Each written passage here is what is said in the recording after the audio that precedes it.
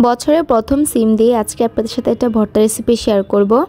এই ভর্তাটা যদি থাকে তাহলে আর কোনো কিছুই লাগবে না, অনায়াসে 2 থেকে 3 প্লেট ভাত খাওয়া যাবে। আসসালামু আলাইকুম এভরিওয়ান, আলপনা লাইফস্টাইল চ্যানেলে আপনাদের সবাইকে ওয়েলকাম জানাচ্ছি। আজকে আপনাদের সাথে এই রেসিপিটি শেয়ার করব। তো প্রথমে লাগবে অনেকগুলো সিম। আমি এই সিমগুলোকে মাঝখান থেকে এভাবে আঁশগুলোকে ছেড়ে কেটে নেব। সিমের মধ্যে যেহেতু পোকা থাকে, আপনারা কী করবেন, লাইটের মধ্যে একটু সিমটাকে ধরবেন, তাহলে দেখা যাবে যে ভিতরে কোনো পোকা আছে কিনা। সিমগুলোকে এরকম লম্বা করে রেখে সিদ্ধ করে নেব। 6-7 মিনিট সিমগুলোকে সিদ্ধ করে নেব।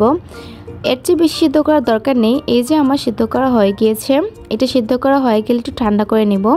ফ্রাই প্যানে তেল দিয়ে দিব 2 থেকে 3 টেবিল চামচ। পেঁয়াজ কুচি দিয়ে দিব।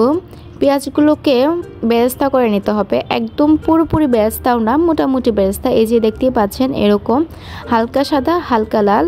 এই পর্যায়ে আমি এগুলোকে নামিয়ে ঠান্ডা করে নেব। এখন দিয়ে দিব রসুন, সাথে দিয়ে দিব 10 থেকে 15টার মতো কাঁচামরিচ। আপনাদের ঝাল অনুযায়ী কাঁচামরিচটা দিতে পারবেন। এগুলোকে কিছুক্ষণ ভেজে নেব। সাথে দিয়ে দিব 1 চা চামচ কালো জিরা। কালো জিরা দেওয়ার পরও সব কিছু একসাথে এভাবে ভেজে নেব। তারপর নামিয়ে ঠান্ডা করে ব্লেন্ডারে দিয়ে দিব সবগুলো।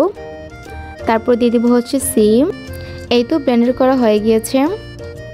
ফ্রাই প্যানে দিয়ে দিব সরিষার তেল 2 থেকে 3 টেবিল চামচ পরিমাণ। ব্লেন্ড করে রাখা মিশ্রণটা এখানে ভেজে নেব। আমার বিশ্বাস যে আপনারা হয়তো এভাবে কখনো সিম ভর্তা খাননি, এভাবে একবার খেয়ে দেখবেন যে কি মজা।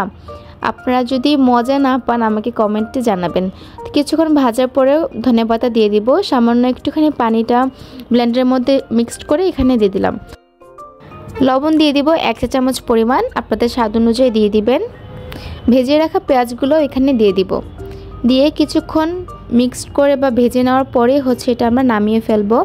আমার ভিডিওটি যদি আপনাদের কাছে ভালো লাগে, আমার চ্যানেলটি অবশ্যই সাবস্ক্রাইব করে দিবেন। আর যদি নতুন কোনো রেসিপি জানতে চান আমাকে কমেন্ট করে জানাবেন। উপরে একটুখানি সরিষার তেল দিয়ে দিলাম যাতে করে টেস্টটা আরও বেশি বেড়ে যায়। আপনারা অবশ্যই এটা বাসায় ট্রাই করবেন আর আমাকে কমেন্ট করে জানাবেন যে কেমন হয়েছে। আল্লাহ হাফেজ।